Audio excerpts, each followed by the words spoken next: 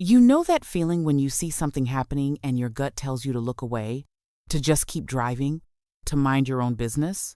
Yeah, well, I didn't listen to that feeling.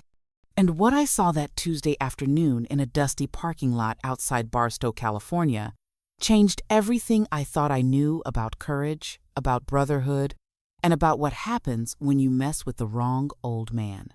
I'm Sarah, by the way, 28 years old, insurance adjuster from Phoenix, and I was driving back from a client meeting when I stopped at this run-down truck stop off Interstate 15. You know the kind, right? The ones with the flickering neon signs that say open 24 hours, but half the letters don't work anymore.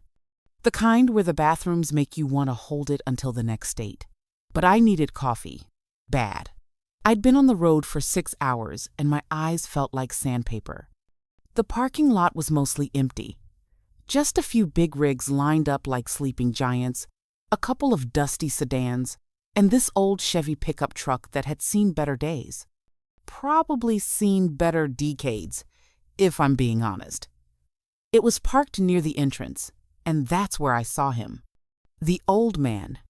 He must have been in his 70s, maybe older. Hard to tell with some people, you know. He had that weathered look, like the desert sun had been working on his face for about 50 years. He wore a faded Marine Corps cap, the kind with all the pins and patches that veterans wear with quiet pride. His jeans were worn but clean, tucked into old work boots that had been resoled more times than I could count, and he was thin, not skinny, but that kind of thin that comes with age and hardship. His left leg, I noticed, had a brace on it. One of those serious medical braces that go from ankle to thigh. He was trying to load a case of water bottles into the bed of his truck. Now, I know what you're thinking. Why didn't anyone help him? And here's the thing about people, about all of us really. We see stuff like this every day and we just walk past. We're busy, we're tired, we're in our own heads. And I was about to do the same thing, I swear to God I was, when I heard the motorcycles. The sound came from behind me, this low rumbling that you feel in your chest before you really hear it. I turned around and saw them coming down the access road. 5 bikes. Big ones. Harleys, I think, though I don't know much about motorcycles. The kind that sound like thunder and look like they cost more than my car. The riders weren't wearing club colors or anything organized like that. They were just rough. You know the type. Mid-30s to mid-40s, probably. Leather vests over flannel shirts. Bandanas. Sunglasses, even though the sun was starting to set. The kind of guys who want you to think they're dangerous, whether they actually are or not. They pulled into the parking lot way too fast, engines roaring, and made this big show of circling around before parking near the entrance, right near where the old man was struggling with his water case. I should have kept walking. I really should have. But I didn't. I stood there by my car, keys in hand, watching. The bikers killed their engines one by one, and the sudden silence felt almost loud. The biggest one, the one who'd been riding in front, swung his leg over his bike and stretched like he owned the place. He had this thick beard, graying at the edges, and arms covered in tattoos that probably all had stories I didn't want to hear. "Hey, old-timer," he called out, his voice carrying across the parking lot. The old man looked up from his truck bed. He didn't smile, didn't wave, just gave a small nod, the kind that says, "I see you, now leave me alone," without using any words. But the biker didn't leave him alone. He walked toward the old man, and his 4 friends followed. They moved with that swagger that's meant to intimidate, meant to take up space, meant to remind everyone around them that they're there. "Need some help with that?" the big one asked. But his tone made it clear he wasn't actually offering help. The old man straightened up as much as his leg would let him. "I'm fine," he said. His voice was quiet but firm, the kind of voice that's used to not repeating itself. "You don't look fine," another biker said, this one shorter with a scraggly beard and a laugh that sounded like a cough. "You look like you're about to fall over." The old man didn't respond. He just turned back to his truck and tried to lift the water case again. His arms shook with the effort, and I could see pain flash across his face, but he got it up onto the tailgate. That's when the big biker reached out and pushed the case. It happened fast. Just a quick shove, nothing dramatic, but it was enough. The case tipped over, tumbled off the tailgate, and hit the pavement. Plastic bottles scattered everywhere, some of them splitting open and spilling water across the hot asphalt. "Whoops," the biker said, holding up his hands in mock innocence. His friends laughed. My heart was pounding now. I looked around the parking lot, hoping to see someone else, anyone else who might step in, or at least be a witness to this. But the truck drivers were either sleeping in their cabs or inside the store. The parking lot might as well have been empty except for us. The old man stood there, staring down at the spilled water bottles. His jaw was tight, and I could see his hands curling into fists at his sides. But he didn't say anything. He just, slowly, painfully, started to lower himself down to pick up the bottles. "Oh man, this is just sad," the shorter biker said. "Look at him. Can barely even bend down." "Should we help him?" another one asked. And they all laughed again. That's when something inside me just snapped. If you're watching this, do me a favor and hit that like button. Not for me, but because I need to know I'm not the only person who thinks this kind of thing is wrong. Who thinks that maybe, just maybe, we should stand up when we see something like this happening? I walked toward them. My legs felt shaky, and my heart was hammering so hard I thought they might hear it, but I walked toward them anyway. "Hey," I called out. My voice cracked a little. "Why don't you just leave him alone?" All 5 of them turned to look at me. The big one's eyebrows went up, like he was genuinely surprised. "I'm sorry," he said, taking a step toward me. "Did you just say something?" I swallowed hard. "I said leave him alone. He's just trying to get water. What's your problem?" The old man had stopped picking up bottles. He was looking at me now, too, and there was something in his eyes. Not gratitude, exactly. More like concern? Like he was worried about what I'd just gotten myself into. "Lady," the big biker said, taking another step closer, "I think you should mind your own business and get back in your car." "This is my business," I said, trying to keep my voice steady. "We're all standing here watching you bully an old man. That makes it everyone's business." "Bully?" He laughed, but it wasn't a friendly sound. "We're just talking to the guy, having a conversation. Right, old-timer?" The old man still didn't speak. He was watching all of us, his expression unreadable. "Doesn't look like a conversation to me," I said. "Looks like 5 guys picking on someone who can't fight back." The shorter biker whistled low. "She's got a mouth on her." "Yeah, she does," the big one agreed. He was close enough now that I could smell cigarette smoke and beer on him. "You know what? Maybe you're right. Maybe we were being a little rude." He turned back to the old man. "Tell you what, Pops, we'll make it up to you. How about you buy us all some beers and we'll call it even?" "I don't drink," the old man said quietly. "Well, that's a damn shame," the biker said, "because we do. And you knocked over your own water there. Made a mess. Seems like the least you could do is make amends." This was insane. They were trying to shake down an elderly disabled veteran for beer money in a truck stop parking lot in broad daylight, and no one was doing anything about it. "I'm calling the police," I said, pulling out my phone. The big biker moved fast, faster than I expected. He grabbed my phone right out of my hand before I could even unlock it. "No, you're not," he said. And that's when the old man spoke up, his voice stronger now. "Give her back the phone." The biker turned to him, still holding my phone. "What did you say?" "I said give her back the phone." The old man stood straighter, despite his leg brace. "She didn't do anything to you. Neither did I. We're just trying to go about our day." So give her the phone, get on your bikes, and leave." The parking lot went very quiet. The biker stared at the old man for a long moment. Then he smiled, but it wasn't a nice smile. It was the kind of smile that makes your blood run cold. "Or what?" he asked softly. The old man reached into his pocket, moving carefully, and pulled out his own phone. An old flip phone, the kind my grandmother used to have. "Or I make a phone call," he said simply. The biker laughed. So did his friends. "Oh, you're gonna call the cops? With your little flip phone? Go ahead, old man. I'm sure they'll get here real quick. In the meantime, why don't you—" But the old man wasn't calling the cops. He flipped open the phone, pressed a few buttons, and held it to his ear. We all stood there, waiting.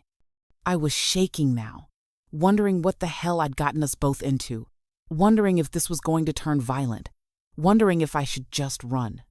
"Jackson," the old man said into the phone. His voice was calm. "Steady. It's Frank. I'm at the truck stop off exit 178 on the 15. I need you to bring the boys. How far out are you?" There was a pause while he listened. 20 minutes? Yeah, that'll work. Don't rush. Just get here when you can. Another pause. 5 of them.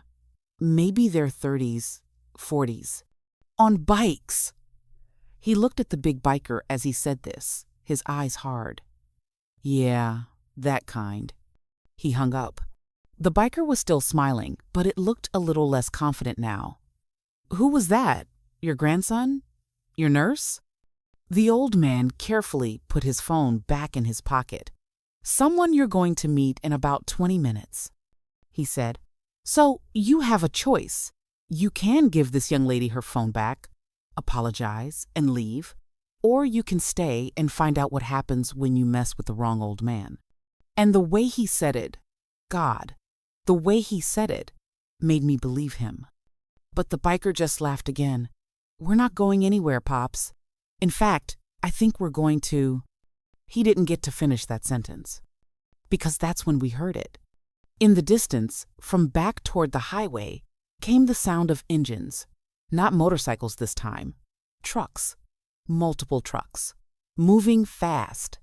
The old man looked toward the sound, and for the first time since this whole thing started, he smiled.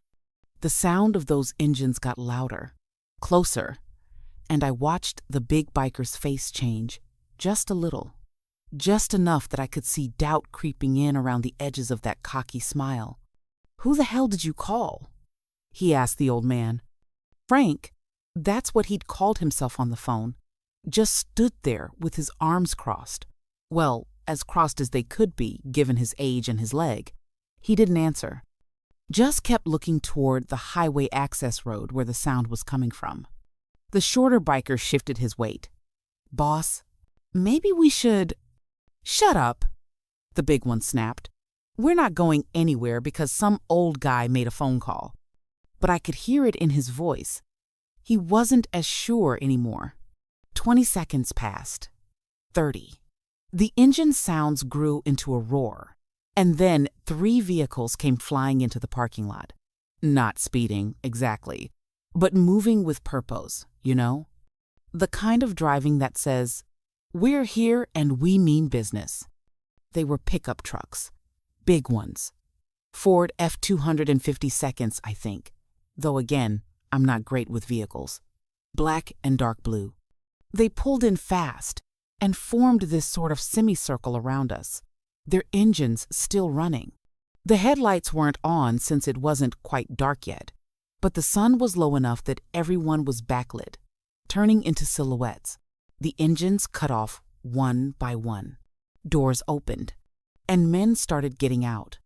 I'm going to tell you exactly what I saw, because later, when I had time to think about it, to really process what happened, I realized I'd witnessed something most people never see. Something most people don't even believe exists anymore. The first guy out was huge. I'm talking 6'4", maybe 6'5", built like he'd been carved out of granite. He wore jeans, work boots, and a plain gray t-shirt that looked like it was struggling to contain his shoulders.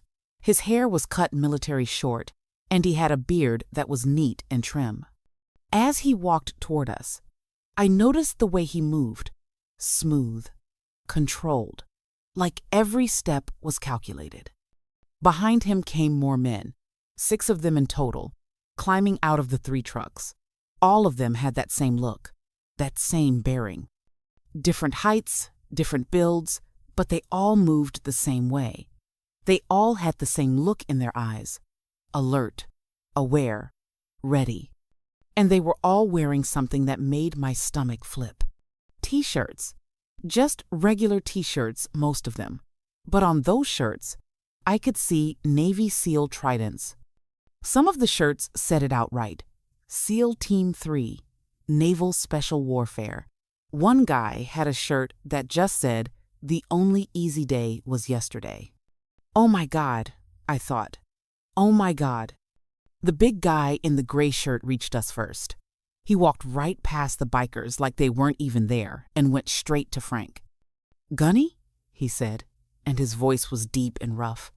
"You okay?" Frank nodded. "I'm fine, Jackson. Just had a little disagreement with these gentlemen here." Jackson, the big SEAL, turned to look at the bikers for the first time. Really look at them.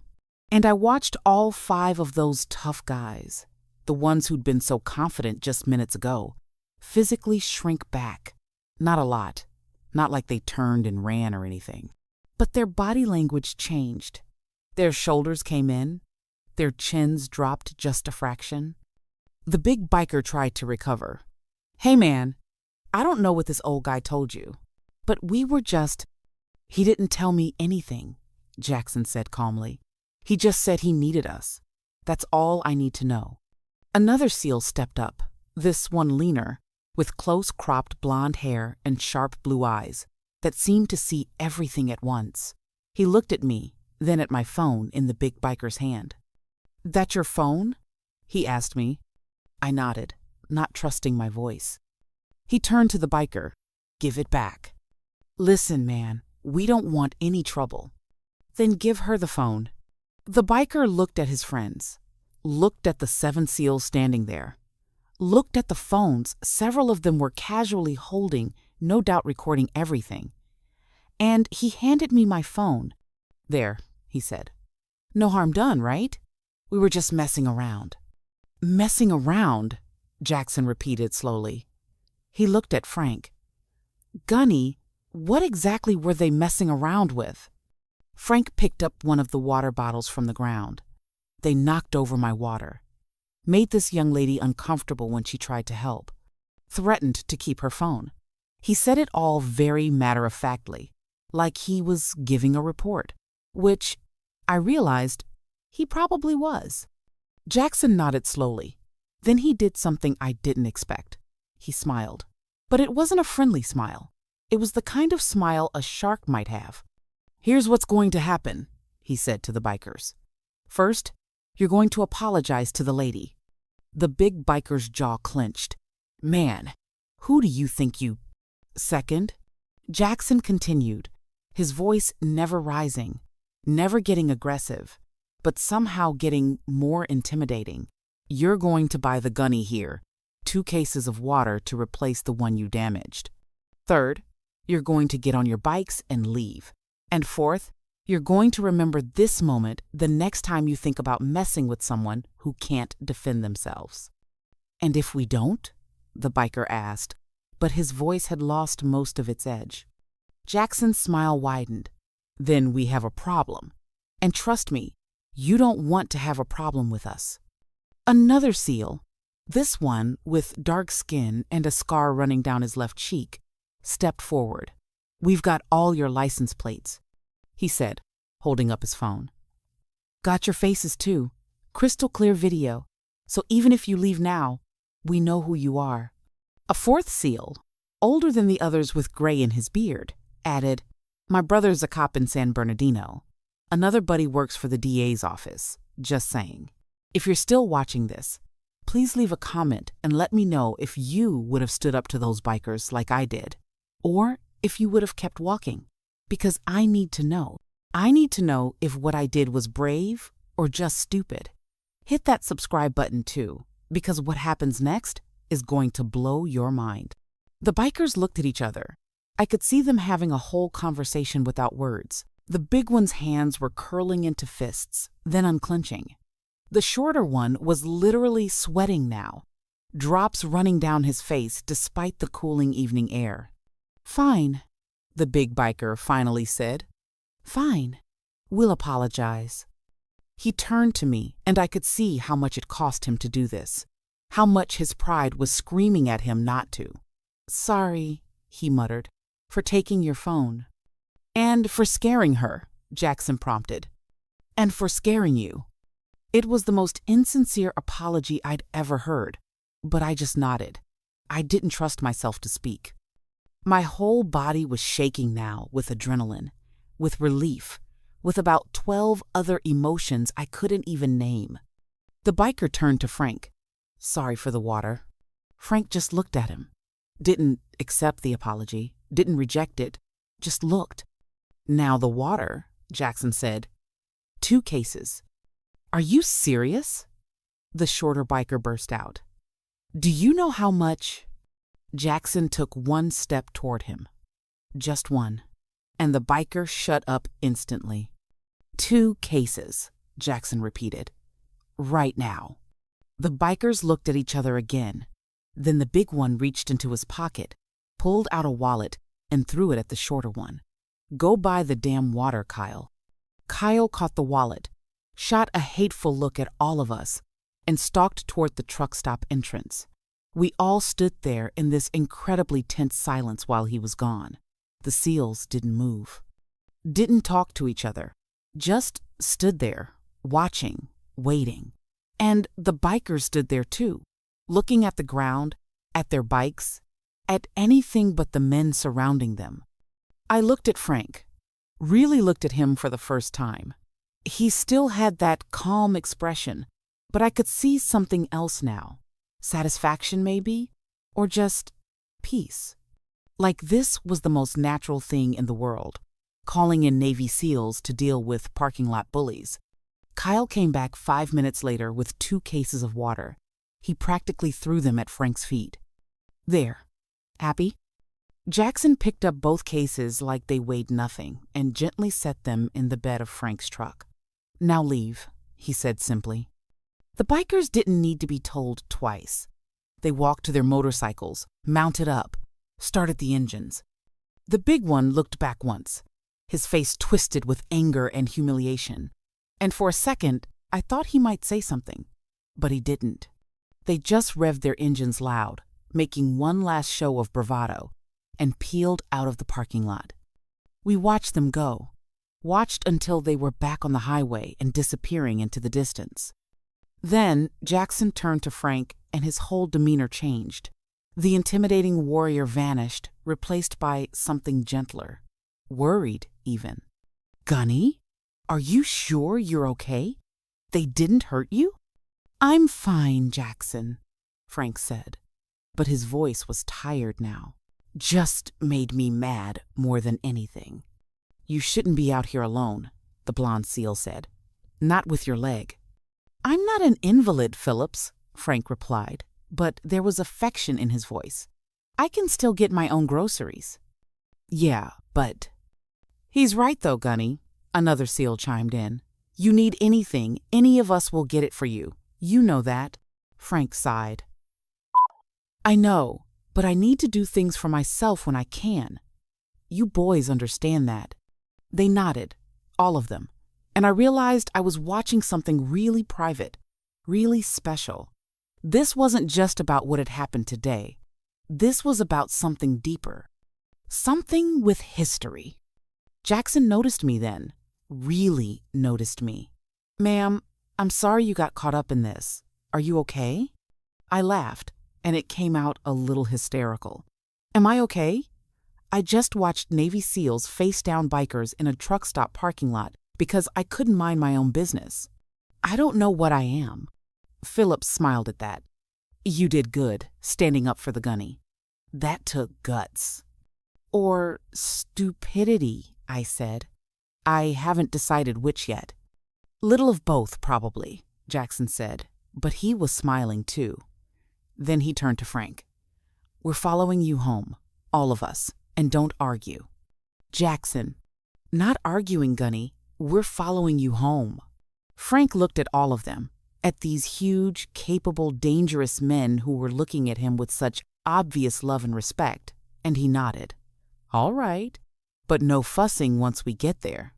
No fussing, Jackson agreed, but I could see several of the other SEALs exchanging glances that said they absolutely were going to fuss. Frank turned to me. Young lady, I didn't catch your name. Sarah, I said. Sarah Mitchell. Sarah, thank you for speaking up. Not many people would have done that. I couldn't just watch, I said. My dad's a veteran, Vietnam. He has trouble getting around too, and I just kept thinking, what if someone did that to him? What if no one helped? Something in Frank's face softened. Your dad raised you right. But Sarah, can I give you some advice? I nodded. Next time something like this happens, and I hope to God there isn't a next time, but if there is, get help first. Call the police, find other people, but don't put yourself in danger. I've got resources. I can make phone calls. But you could have gotten hurt. He's right, Jackson said. Those guys could have done a lot worse than take your phone. I knew they were right. I knew it. But in the moment, I hadn't been thinking about danger. I'd just been thinking about what was right. I'll be more careful, I promised. Frank smiled. Good. Now, I'm guessing you were just stopping for coffee? Yeah, but... Then go get your coffee. It's on me. He pulled out his wallet. No, please, I can't. I insist. He handed me a $20 bill. Get yourself something to eat, too. You look like you've had a shock.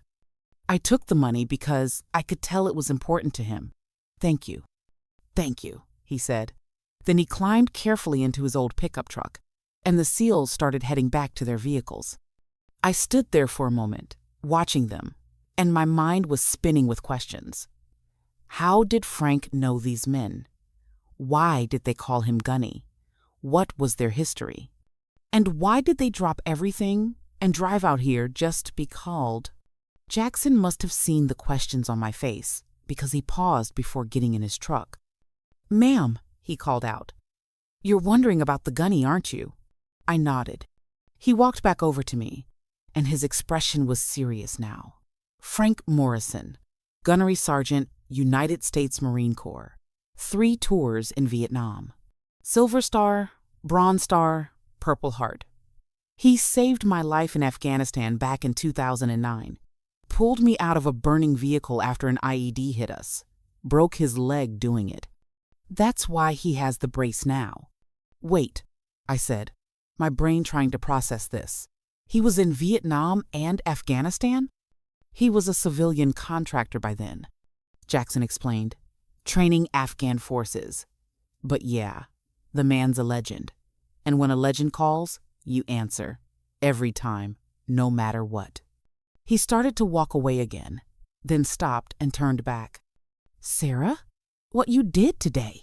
That's the kind of person the Gunny would have been proud to serve with. Remember that.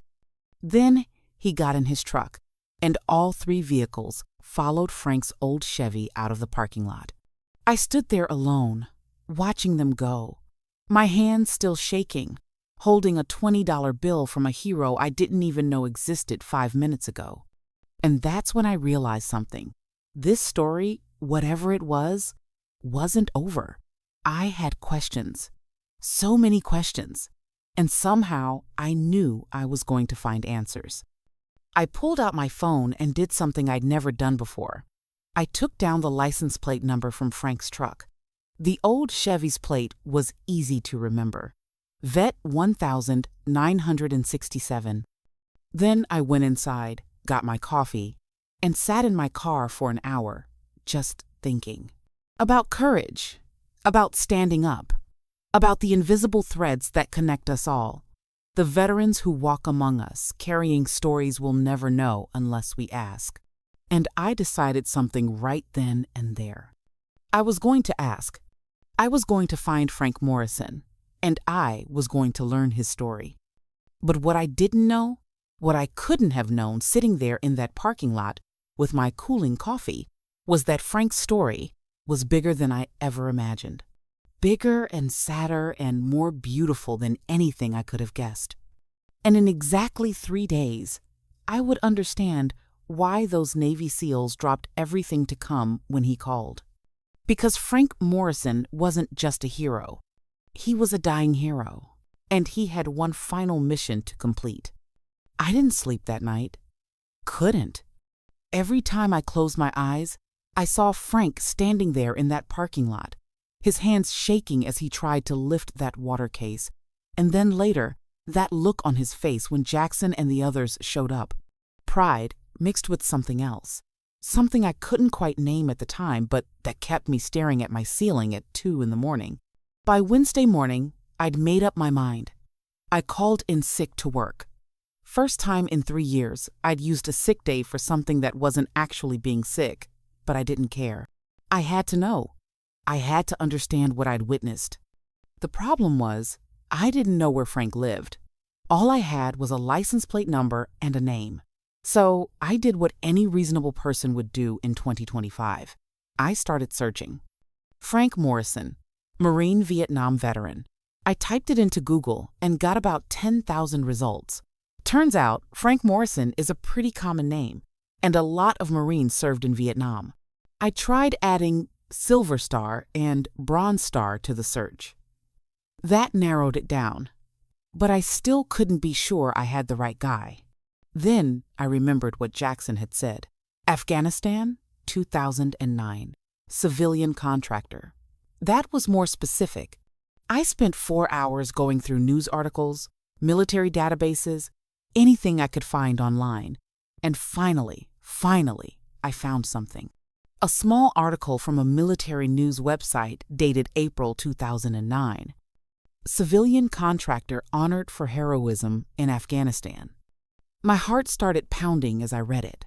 Frank Morrison, 67, a former Marine gunnery sergeant and current civilian contractor working with the Marine Corps Training Advisory Group in Helmand Province, was awarded the Secretary of Defense Medal for valor after rescuing 3 Marines from a burning vehicle following an IED attack.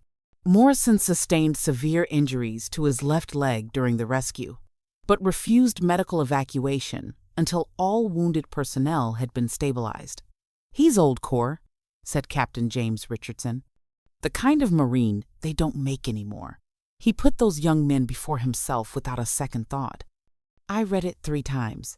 Then I found another article from 2010 about his medical retirement and return to the United States. It mentioned he'd settled in Victorville, California. Victorville. That was only about 30 miles from where the truck stop incident happened. I shouldn't have done what I did next. I know that. It was invasive and probably creepy and definitely crossed some boundaries. But I couldn't help myself. I needed to know more. I drove to Victorville. It's a small city, high desert, about 90,000 people.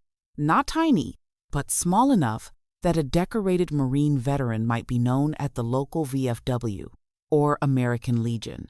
I started there, drove to the VFW post 2142 right off Highway 395, and walked in just after noon. The place was exactly what you'd expect. Dark wood paneling, American flags, pictures of service members covering every wall, the smell of beer and old cigarette smoke even though nobody was smoking. A few older guys sat at the bar watching a game show on TV. They all turned to look at me when I walked in. "Help you, miss?" the bartender asked. He was maybe 60, with a gut that said he'd been sampling his own product for years, but his eyes were sharp and kind.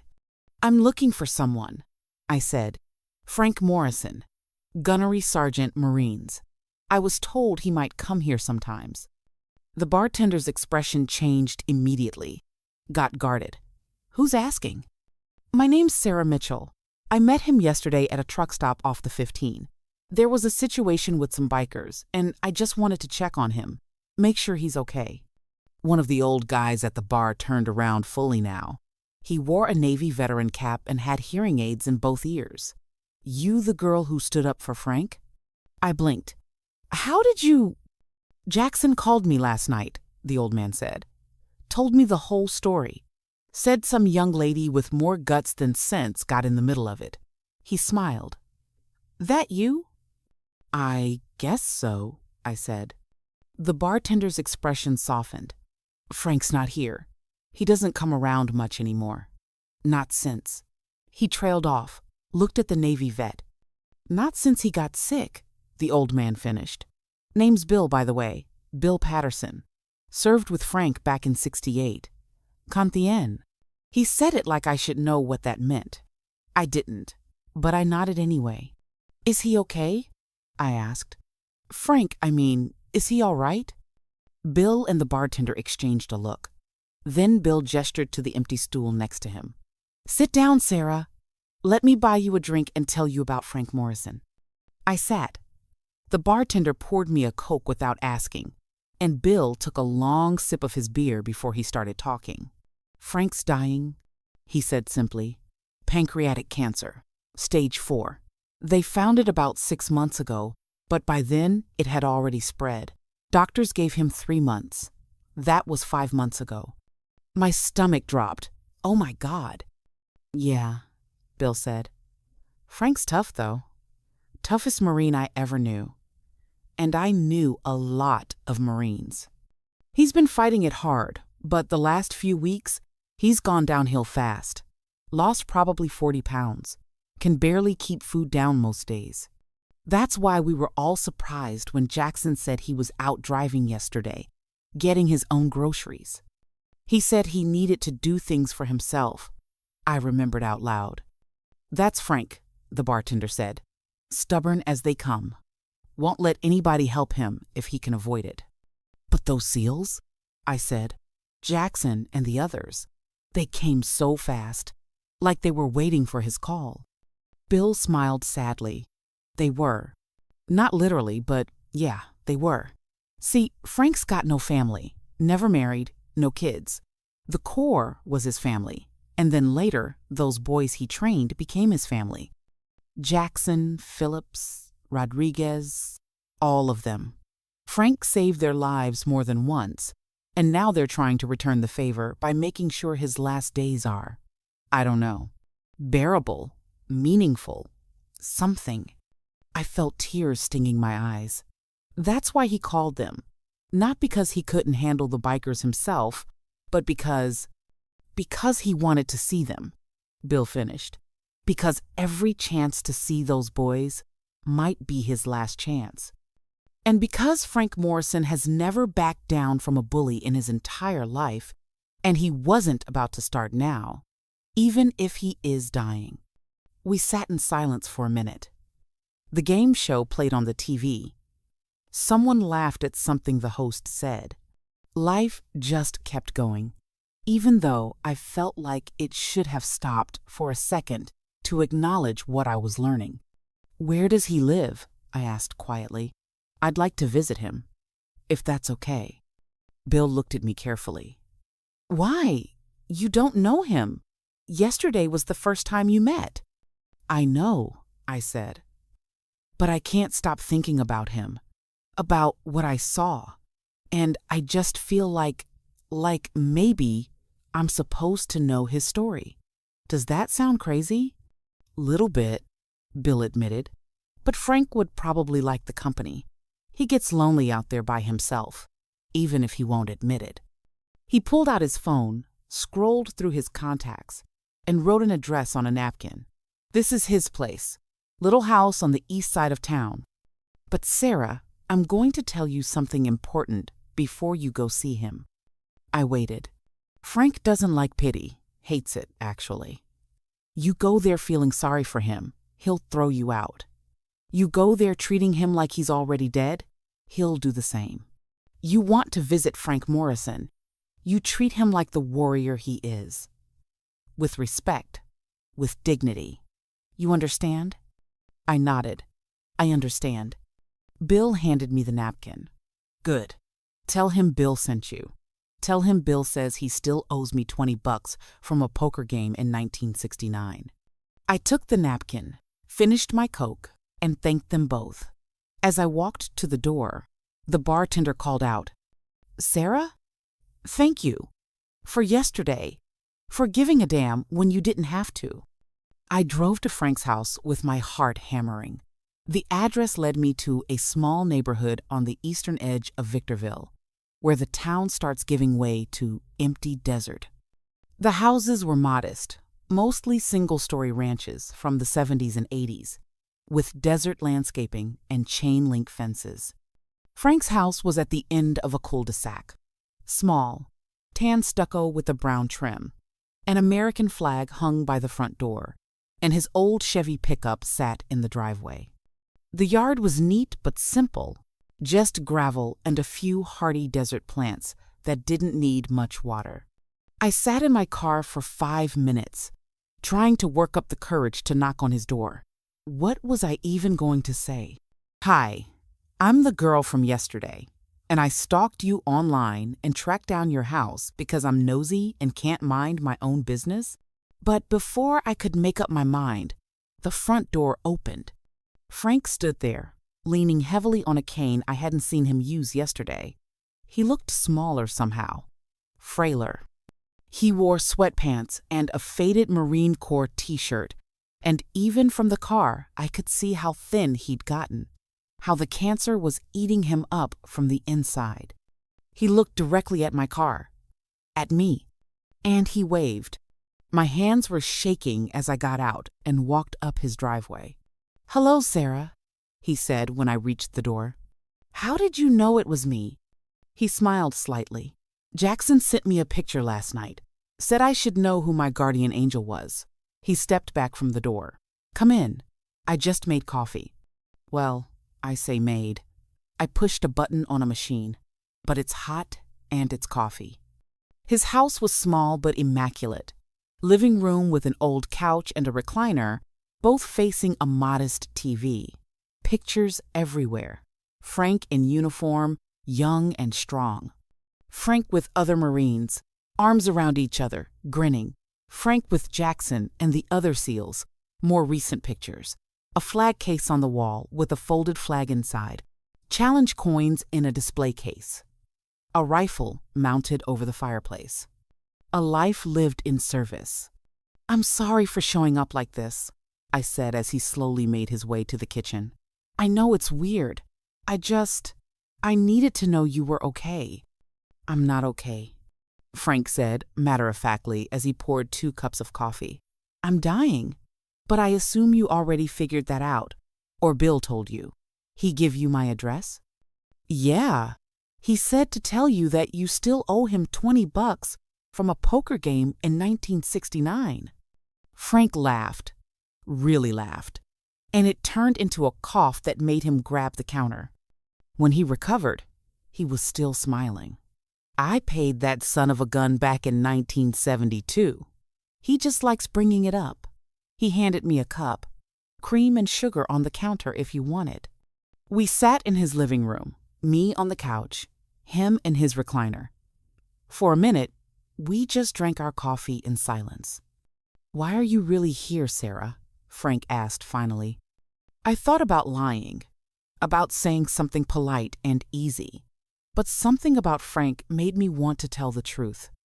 Because yesterday, in that parking lot, I saw something I've never seen before, I said. I saw brotherhood, real brotherhood. The kind where people drop everything and drive 20 minutes because someone they love needs them. And I saw you, this man I'd never met, standing up to bullies, even though you're dying, even though you could have just let it go. And I couldn't stop thinking about it, about you, about why someone like you exists, and how you got to be that way. Frank listened without interrupting. When I finished, he nodded slowly. "You want to hear my story," he said. "If you want to tell it." He looked at the pictures on his wall, at the flag case, at a lifetime of service and sacrifice. "I'll tell you my story," he said. "But not because I think it's special. I'll tell you because maybe, just maybe, it'll help you understand something important. What's that? That none of us are heroes, Sarah. We're just people who chose to serve. And when you choose that life, really choose it, you become part of something bigger than yourself.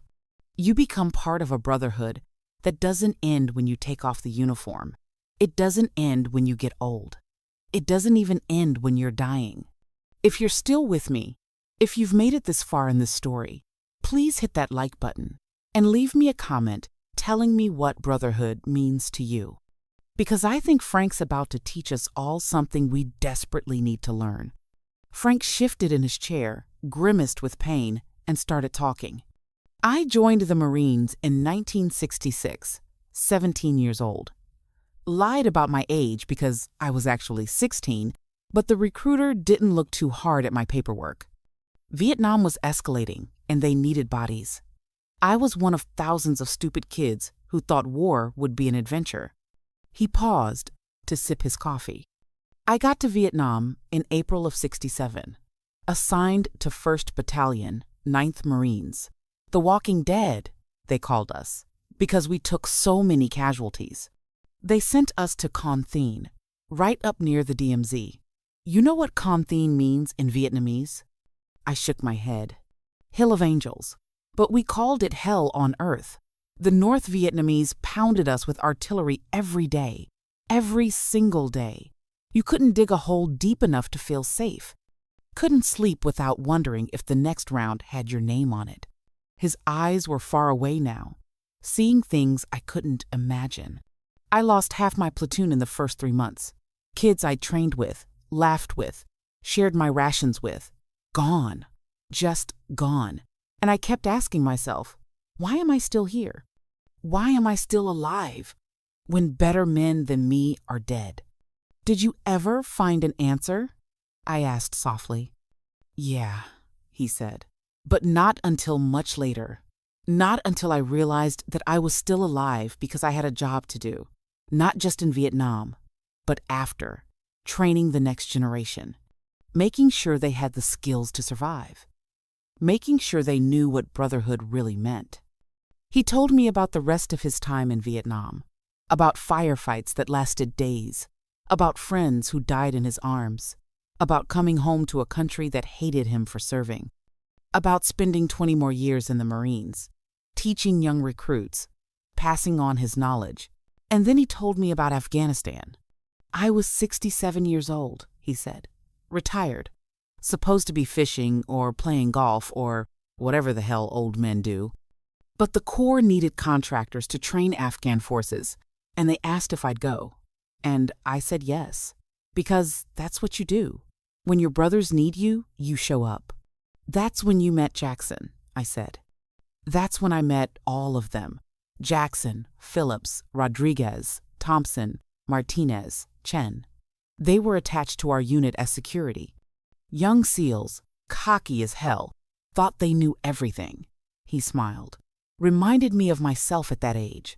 We spent 6 months together, and I taught them everything I could. Not just about combat, but about taking care of each other, about being more than just warriors, about being men worth following. His expression darkened. April 14th, 2009.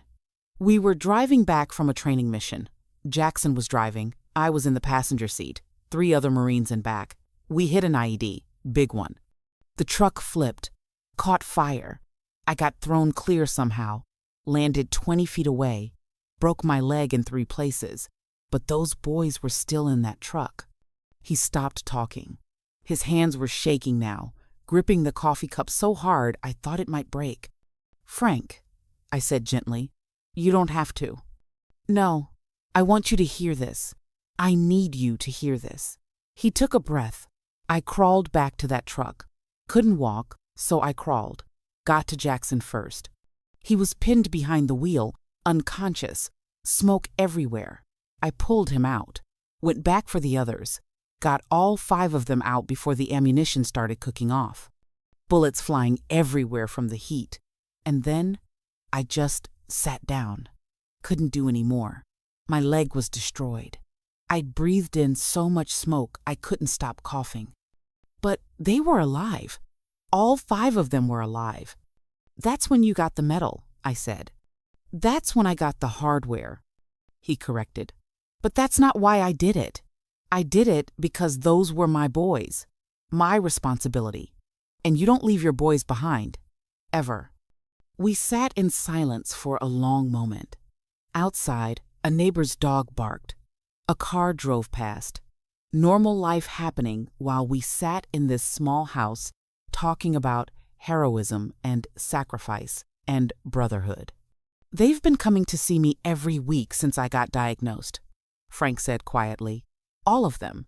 They take turns, so I'm never alone for more than a day or two. They bring food, even though I can't eat most of it. They help with the house, even though I tell them not to. And they just sit with me, talk to me, remind me that I'm not alone. That's why you called Jackson yesterday, I said. Not because you needed rescuing, but because you wanted to see them. That's part of it, Frank admitted. But I also wasn't going to let those punks push me around. I'm dying, Sarah, but I'm not dead yet. And as long as I'm breathing, I stand up for what's right, even if it's something as small as not letting bullies win in a parking lot. He looked at me directly now, his eyes sharp despite his illness. You did that too yesterday. You didn't know me, didn't owe me anything, but you stood up anyway. That's not something you learned, Sarah. That's something you are. And it's rare. So damn rare these days. I felt tears running down my face and didn't even try to stop them. I'm scared, I admitted. I've been scared ever since yesterday. Scared that I almost got hurt. Scared that I put you in danger by getting involved. Scared that next time I might not be so lucky. Good, Frank said. Fear means you understand the stakes, but you did it anyway. That's what courage is, Sarah. Not the absence of fear. It's acting in spite of it. He coughed again, harder this time, and I could see blood fleck his lips. He wiped it away casually, like it was nothing. How long? I asked. How long do you have? Doctors say maybe 2 weeks, maybe less. He said it so calmly. Hospice nurse comes every other day now. The boys, they've been preparing, making arrangements. I'm so sorry. Don't be. I'm 75 years old. I've lived more life than most people dream of. I've served my country. I've saved lives. I've been part of something bigger than myself. And now, at the end, I'm surrounded by men who love me like I'm their father. How many people can say that? He was right. But it still hurt. Hurt to know that someone like him was dying while bullies and cowards lived on. Sarah, Frank said, leaning forward despite the obvious pain it caused, I'm going to ask you to do something for me. Anything. When I'm gone, I want you to tell my story. Not for me, not to make me look like a hero, but because people need to hear it.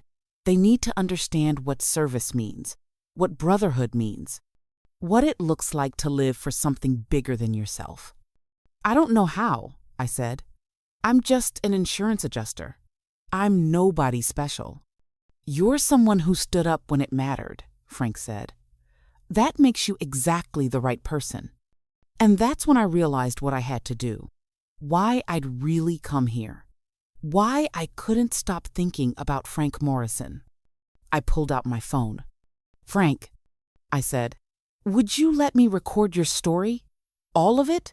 Everything you've been through, everything you've learned. I'll put it online. I'll make sure people hear it. He looked at the phone for a long moment. Then he looked at me. On one condition, he said. Name it. You tell people the truth, not just about the glory, but about the cost, about the nightmares and the pain and the friends who didn't come home, about what it really means to serve. Can you do that? Yes, I promised. I can do that. Frank nodded. Then let's begin. And for the next 3 hours, he talked. He told me everything. Stories that made me laugh and stories that made me cry. Stories about heroism and stories about failure. Stories about brotherhood that transcended time and rank and circumstance. And I recorded every word. When we finally finished, the sun was setting outside his window, painting the desert in shades of orange and gold. "Thank you," I said, "for trusting me with this. Thank you for caring enough to ask," Frank replied. As I stood to leave, he called out one more time, "Sarah, come back tomorrow if you can. I'd like the company." "I'll be here," I promised. And I was. I came back the next day, and the day after that. Jackson and the other SEALs came too, and we all sat together, sharing stories and laughter and tears. We became a family in those final days, bound together by love for a man who'd given his whole life to service. Frank Morrison died on Sunday morning, 11 days after I met him in that parking lot. He died peacefully, surrounded by his boys, with his hand in mine. At his funeral, more than 300 people showed up, Marines and SEALs and sailors and soldiers from across the country. Men and women whose lives he'd touched, whose futures he'd shaped, whose very existence was owed to his courage and sacrifice. And I stood at the podium and told his story, all of it, just like I promised. When I finished, there wasn't a dry eye in the place. That was 3 months ago. Since then, I've shared Frank's story online. It's been viewed millions of times. People from all over the world have reached out to tell me about their own veterans, their own heroes, their own moments of courage. And I've learned something important, something Frank tried to teach me in those final days. We're all connected, all of us, by invisible threads of service and sacrifice and love. And when we honor those threads, when we acknowledge them and strengthen them and refuse to let them break, we become something more than just individuals surviving alone. We become a brotherhood. And that brotherhood doesn't end with death.